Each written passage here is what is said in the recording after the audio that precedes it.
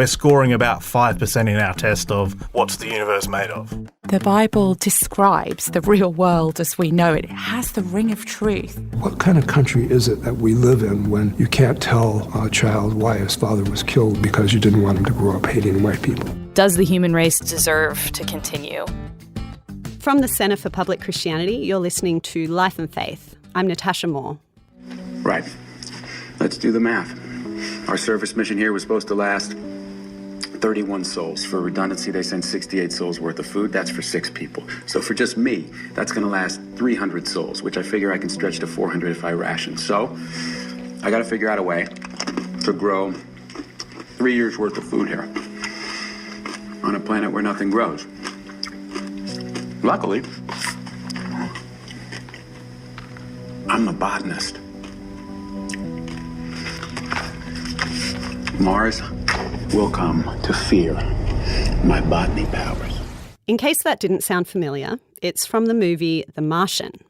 Matt Damon plays an astronaut and botanist who gets stuck on Mars, long story, and he has to figure out a way to grow enough food to feed himself until the next mission to Mars arrives in a few years' time. If you haven't seen it, it's not really a spoiler to say that Mars does come to fear his botany powers. And then, of course, there's a parallel plotline about coming back to rescue him. Actually, quick tangent here. It turns out that if you look back over Matt Damon's filmography, he has had to be rescued a lot. Someone even sat down a few years ago and calculated approximately how much fictional money has been spent rescuing Matt Damon. In Saving Private Ryan, for example, the search party sent into World War II Europe would probably have cost about $100,000, they say. Syriana, $50,000. Courage Under Fire, $300,000. There are a bunch more movies. I've only heard of about half of them. But of course, the costs spike a bit with the space movies he's in. Interstellar, they reckon $500 billion. In The Martian, it's a much more modest $200 billion. So the total amount spent attempting to bring Matt Damon back from distant places, $900 billion plus change. I guess this is how much we love Matt Damon. Anyway, The Martian, great movie. Not being a scientist or an engineer myself, I was pretty untroubled by the question of how accurate either his botany or the space travel stuff in it really was. But recently I was at a science and faith conference run by ISCAST, a group of Christian scientists, and I got to speak with a couple of people who think about these kinds of practical realities all the time. Later you'll hear from Jonathan Clark, an Australian who's been on a mission to Mars. Well, sort of. It was a Mars simulation, so he was still on Earth, but essentially it's a dress rehearsal for when they eventually do send a manned mission to Mars. As close as you can get to the real deal for now. But first, here's James Garth. He is an aerospace engineer who says that getting people to Mars really is just the next step in space exploration and could happen, is even very likely to happen within our lifetime.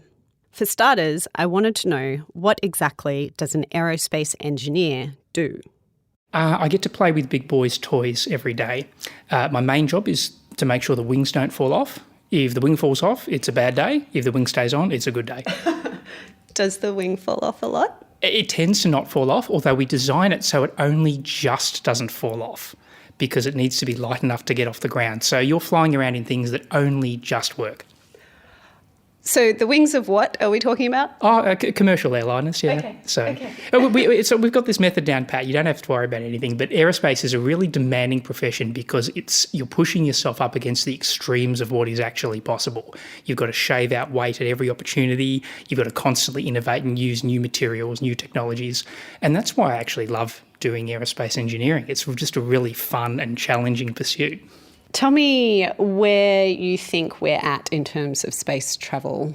Well, right at the moment, we're going through an interesting phase of commercialisation of space exploration. So you've got companies like SpaceX and what Elon Musk is doing, working in the private sector, albeit with a lot of government-backed funding, to try and commercialise space. You've also got mainstream outfits like NASA and the equivalent Russian and Chinese organisations more formally pursuing their own programs. The real target for the next few decades will be Mars and actually getting people to set foot on Mars. So we've explored a lot of our solar system with probes. We've sent probes to the the inner planets and the outer planets, including Pluto, as you would have seen in the last couple of years. And I think we've got to that point where we know what's sort of going on within our own local area. But in terms of getting people out there, that's the next big step. It's clear that James really likes his job and really likes space.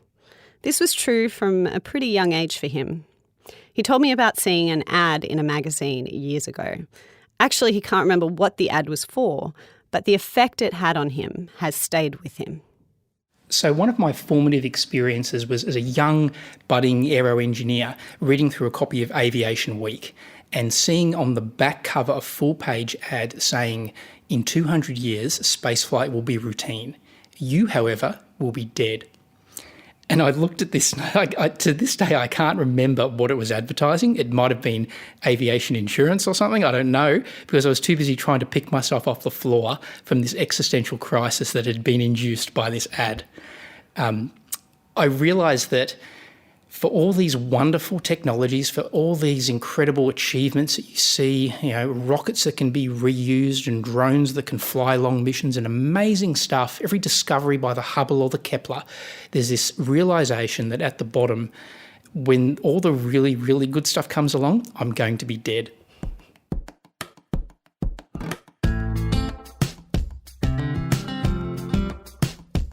Now, you think that worldview matters in how we think about space exploration and space colonisation, if we call it that. What impact do people's worldviews have on how they think about this? I think when you look at something that's so grand as space exploration, the prism through which you look, the worldview through which you view space exploration has an impact in whether you see the whole thing as being an exercise that is kind of melancholy and futile, or whether it's something that's maybe building up to something grander. And I think, honestly, on the religious side of things, we're maybe a little bit slow to the party here. I think there's a really interesting theological aspect to exploring the cosmos. When it comes to the big questions about space exploration, like whether we should actually do it, and if we do, how we should go about it, James's Christian worldview has a lot to do with how he thinks about this stuff. I hold to the view that the meaning of life is to bring glory to God by enjoying Him forever. Now, what does enjoying God mean? Well, it means appreciating all of the wondrous variety, both of this world and in the worlds beyond ours. And I think we glorify God by how we enjoy His creation. And this feeds into other things like creation care, how we care for our earth and are good stewards for it.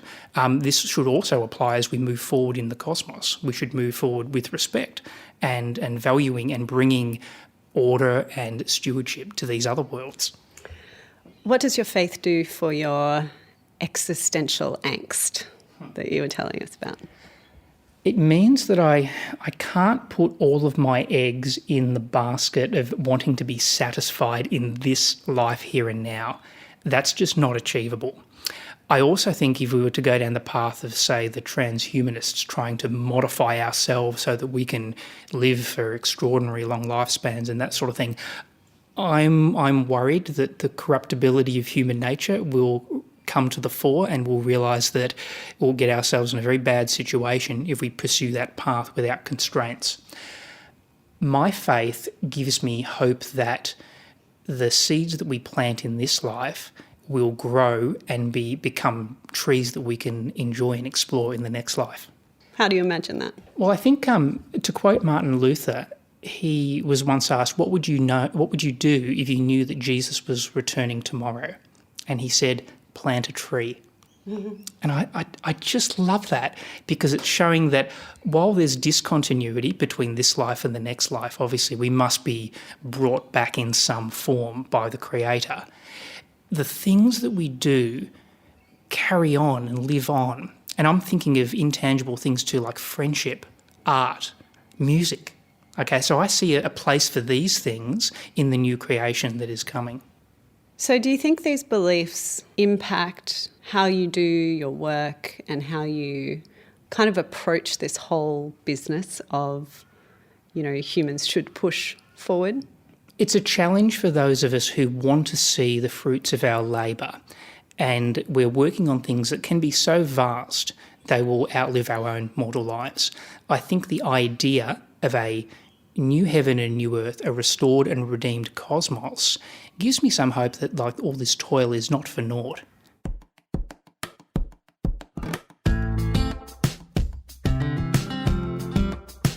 I mean, it was inevitable that chatting to an aerospace engineer, we would turn to sci-fi sooner or later. I had a lot of questions. Take Interstellar, for example. So they say you want to go from here to there, but it's too far, right? Mm-hmm. So a wormhole bends space like this, so you can take a shortcut through a higher dimension. To show that, they've turned three-dimensional space into 2 dimensions, which turns a wormhole into 2 dimensions. A circle. What's a circle in 3 dimensions? Sphere. Exactly. A spherical hole. But who put it there? Who do we have to thank? I'm not thanking anybody until we get out of here in one piece, Ron. It's got wormholes, time travel, 5-dimensional universes. It's hectic. What is going on in this film? But one thing that the clip touches on is this idea that a lot of modern science fiction assumes that there is no higher power. Matthew McConaughey's character isn't going to thank anyone or anything for this wormhole that's appeared that's going to lead him and his fellow space traveller to safety. If we're honest, we would say that the canvas upon which modern science fiction is painted is often a naturalistic canvas, insofar as they don't invoke supernatural causes or they don't refer to God or gods in any major way. They will look at themes like mortality and ethics and artificial intelligence. Things like Blade Runner 2049 really delved into those things deeply. And they're not always critical of religions per se, but they kind of assume that there's no one really in control of the show. Is it also a question of kind of human self-sufficiency? We have us, and that's all we have. Well, yeah, this was the thing of Interstellar, right? A bit of a spoiler alert. At the end, highly evolved humans help out earlier humans by creating portals and wormholes and other cool things. So are there more theistic versions of this kind of, literature or film? How do you imagine that panning out? There are movies and series that kind of venture into that territory. They dip their toes in, like Avatar might be a very interesting one. In this you see what is effect, another spoiler, but the resurrection of the dead at the end. Okay, this character, gets a new body and he explores this new world, and it's really interesting. And you can think about that and go, oh, okay, that might make ideas like resurrection come alive more to you after seeing that. And C.S. Lewis also wrote a space trilogy where he had the Earth as a fallen world and all the other worlds didn't fall to the same degree as mankind. And you think, oh, maybe there are other worlds that have the same moral dilemmas as we have, but maybe they haven't fallen as far, or maybe their plan of redemption is different. So I think there's a lot of really interesting sci-fi ideas that could be explored within a less naturalistic lens and still be really interesting. Scientists and engineers, I don't know if you'll think this is fair, but they can have a reputation for favouring function over beauty. What role do you think beauty has in doing science, and maybe especially space science? I think you're right that we tend to be functionalists as engineers, although one of the greatest aeronautical engineers of all time was Kelly Johnson from the Lockheed Skunk Works. And he said that if a plane looks ugly, it will fly ugly. So beauty was actually, for him, a key to the aerodynamic and airworthiness of the aircraft. And so I think there's actually a little bit of wisdom still in Kelly Johnson's thoughts. But I think beauty is something that I think we all recognise, whether we're a theist or a naturalist or from whatever background. We know it when we see it. And what I want to challenge people to do is think, how does their worldview treat beauty?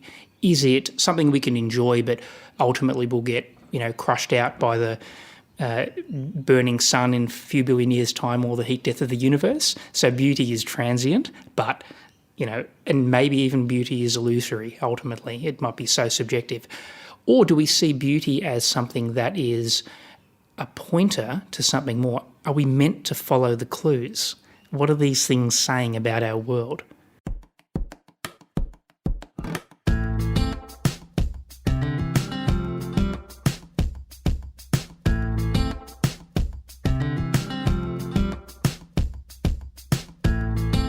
You're listening to Life and Faith from the Centre for Public Christianity. Is there life on Mars?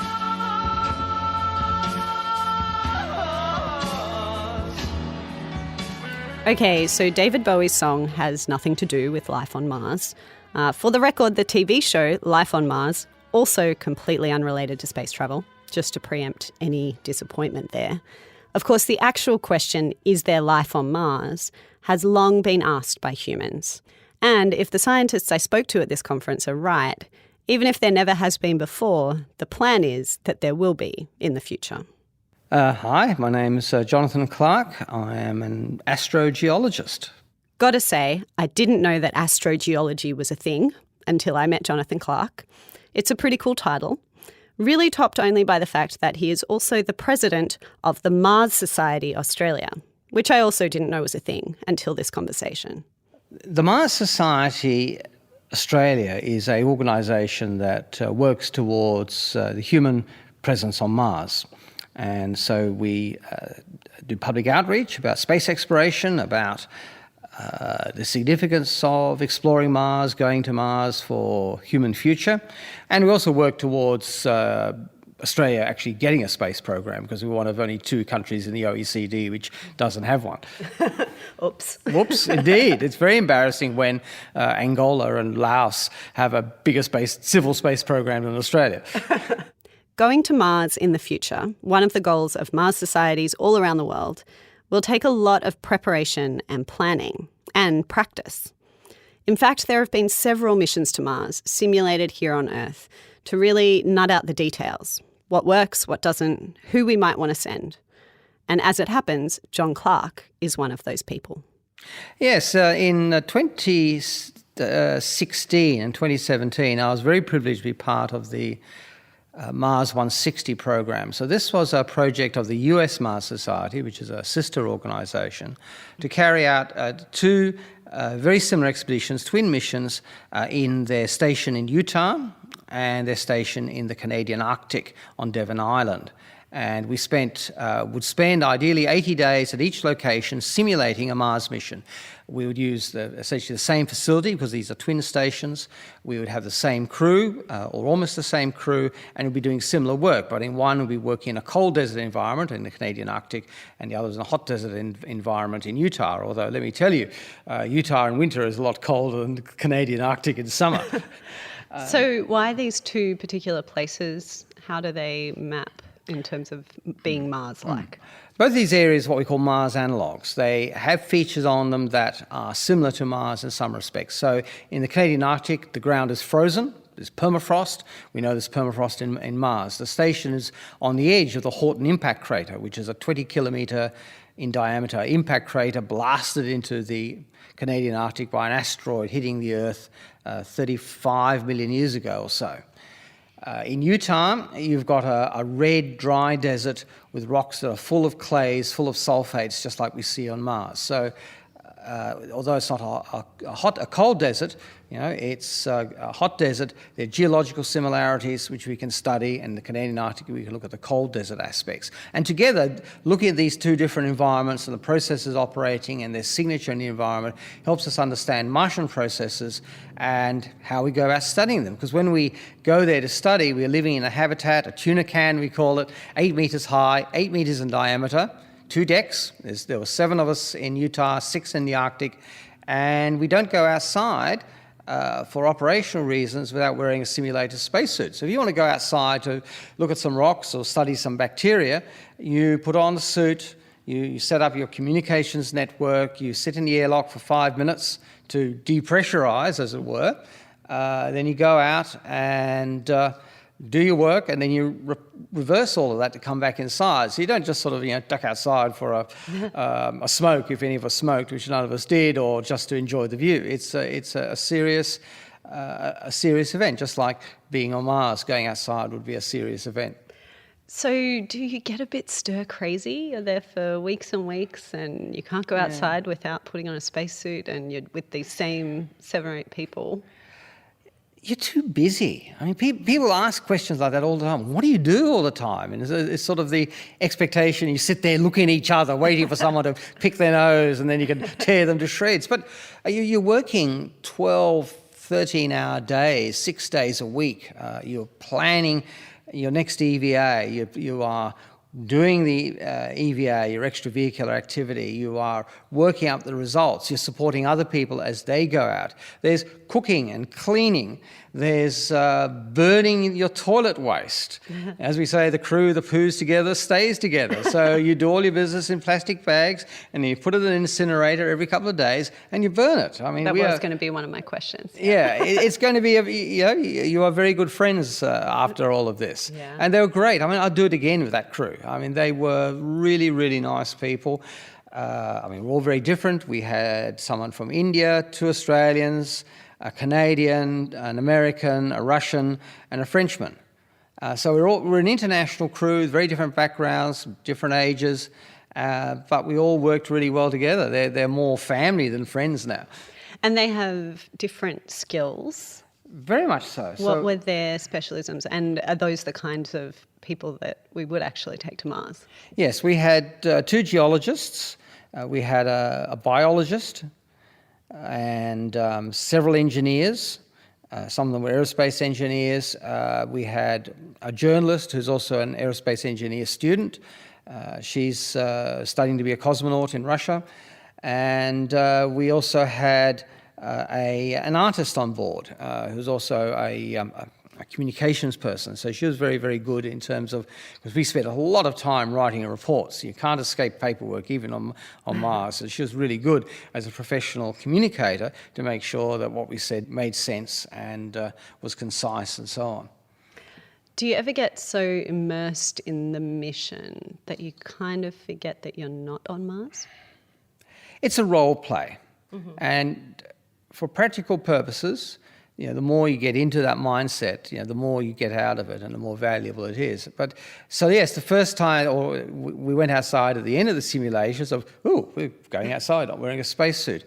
But it is a role play. So in an emergency, you can drop that very quickly and go and do what you do. And so, for example, in the Arctic, we'd send 2 people out on an extravehicular activity, but we'd always have a third person out there who wasn't wearing a spacesuit, and they were carrying a shotgun because there's big white furry things in the Arctic that might eat you.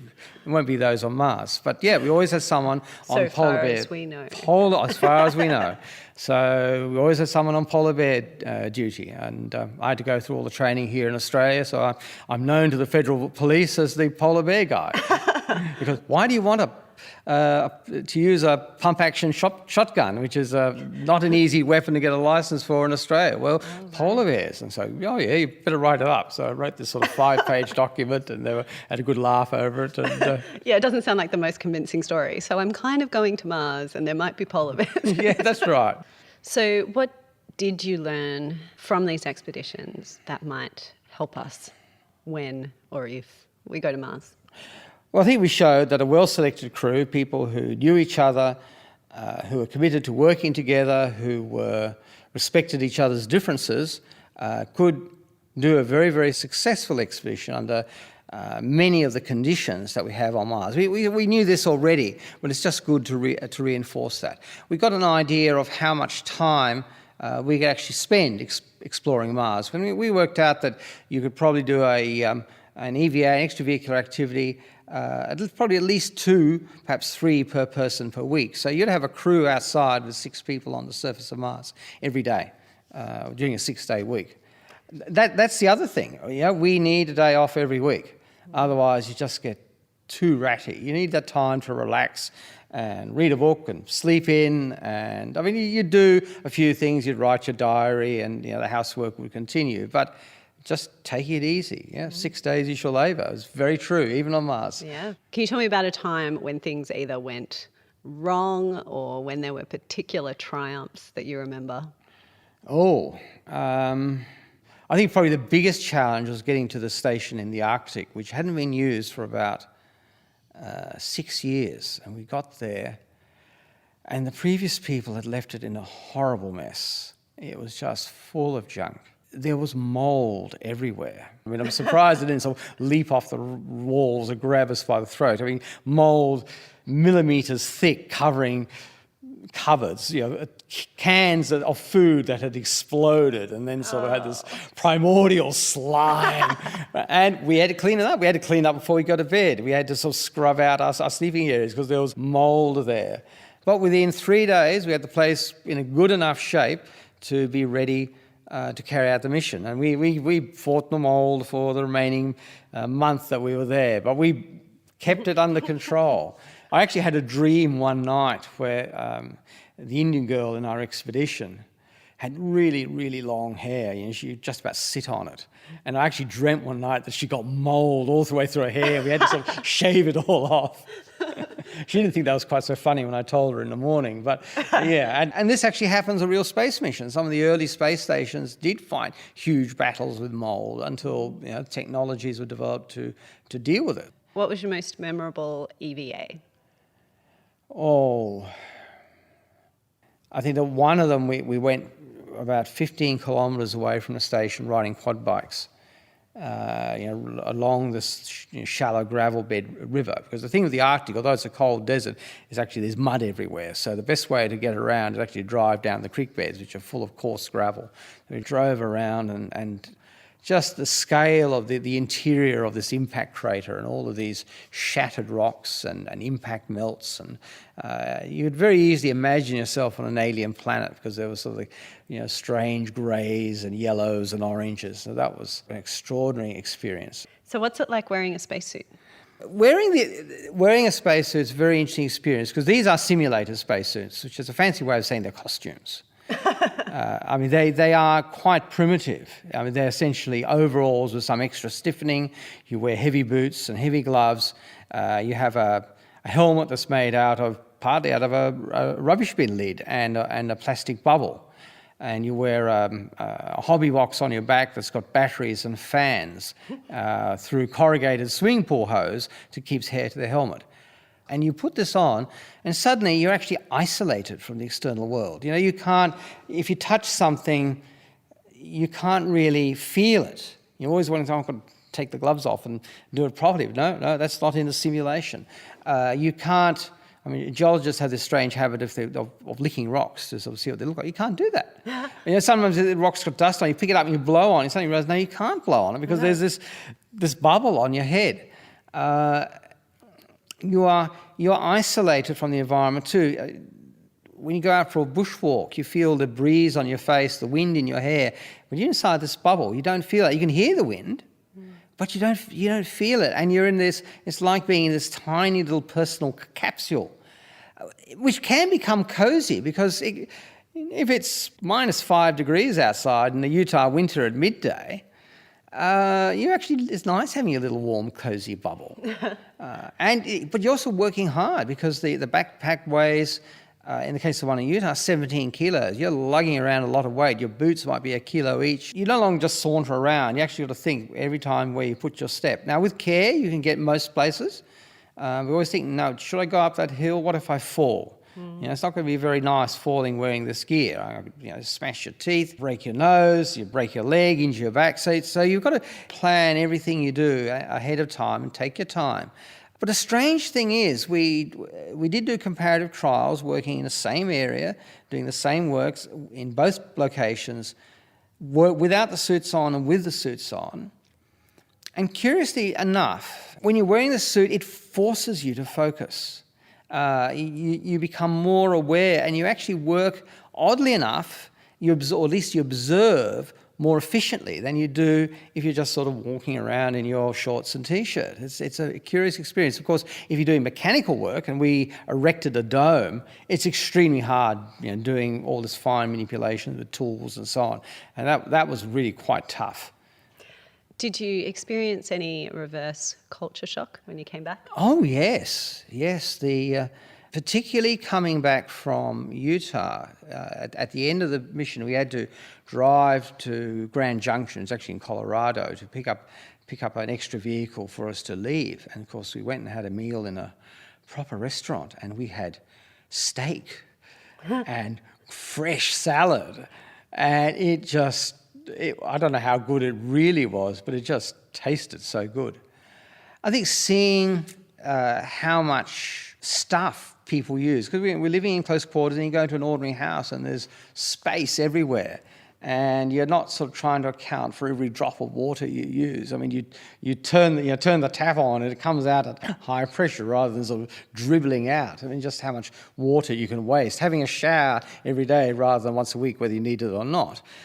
Things like, we did have a flush toilet in Utah, but one that works rather than one that you're constantly fighting with to make sure it doesn't get blocked. Coming from the Arctic, that was more of a depressurization because we left the station and we flew to this tiny little town of 200 people called Resolute Bay until the weather was right for us to fly down. Then we went to Yellowknife, which is a town of a few thousand people in the far north of Canada, still north of 60, though not the Arctic. But I do remember on the flight from Yellowknife down to San Francisco, flying over the Canadian prairie and just the human impact on the landscape. Instead of seeing just rock or around Yellowknife, endless forest, suddenly there's this immense checkerboard of fields, and suddenly what you're seeing is no longer the natural environment, but an environment that has been profoundly impacted in a positive way by human activity. And that was, whoa, humanity has changed this part of the planet almost unrecognisably. And seeing animals again, coming back and seeing cats and dogs and all that sort of thing. And that was a very nice thing about coming back.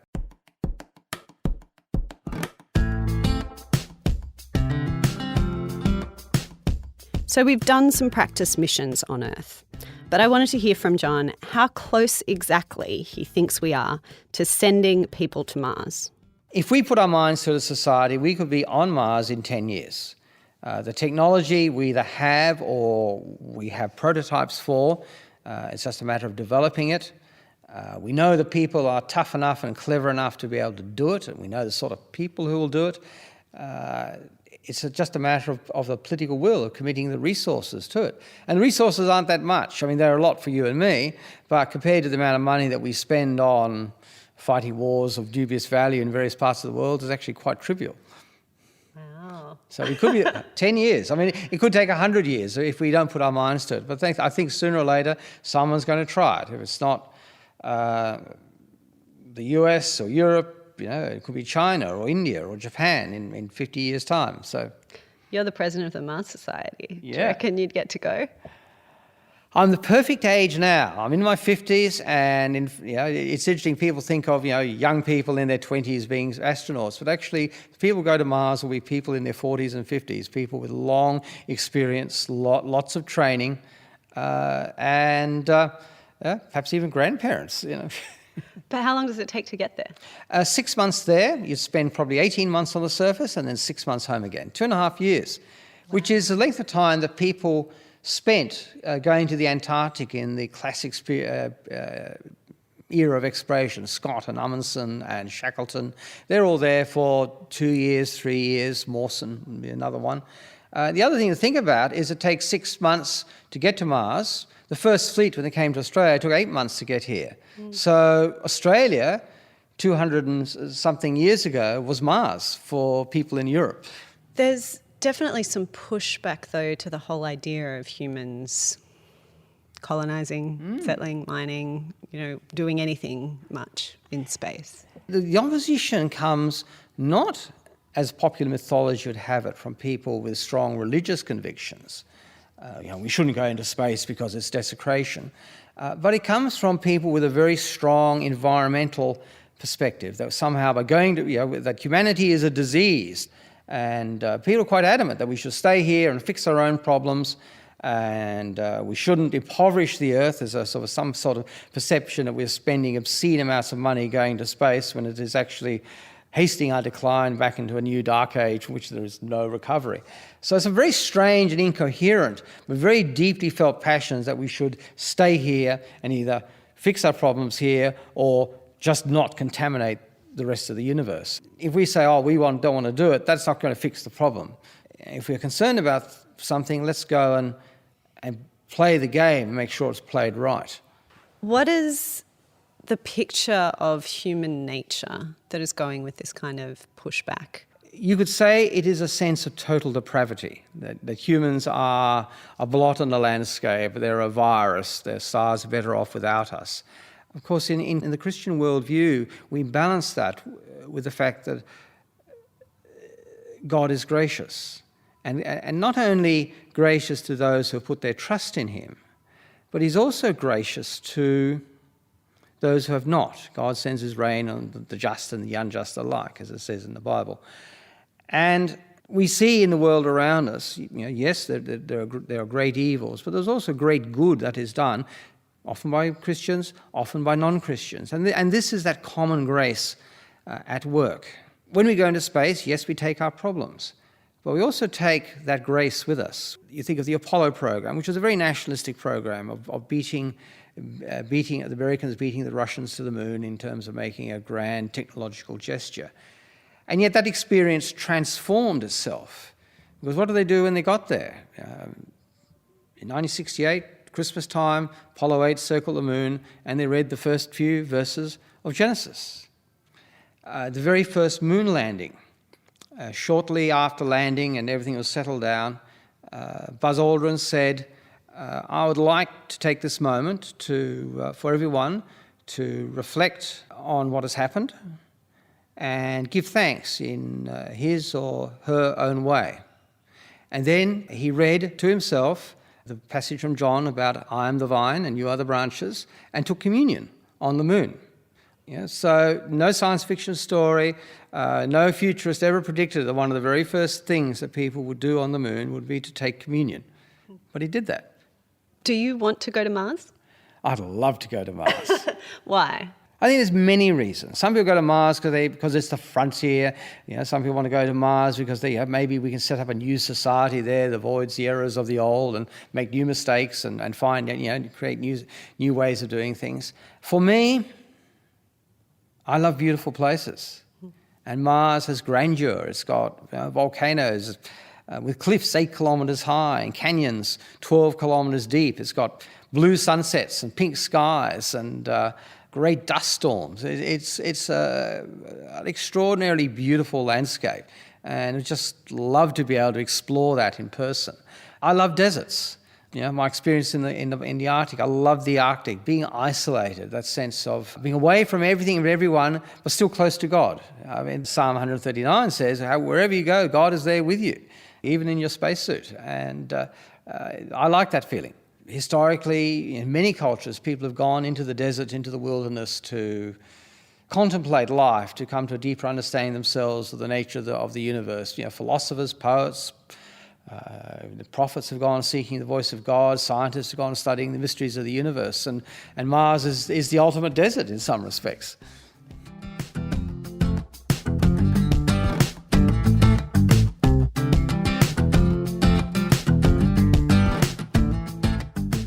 From the Centre for Public Christianity, you've been listening to Life and Faith with Natasha Moore. Interested in science and faith? We have plenty more episodes of our podcast on this topic, and a whole lot more. Just head to our website, publicchristianity.org, or subscribe to our podcast. Type Life and Faith in the search box of your podcast app to find us. If you're listening on Apple Podcasts, do take a minute to leave us a rating or review. Let us know what you think of the program. It helps other people find our show too.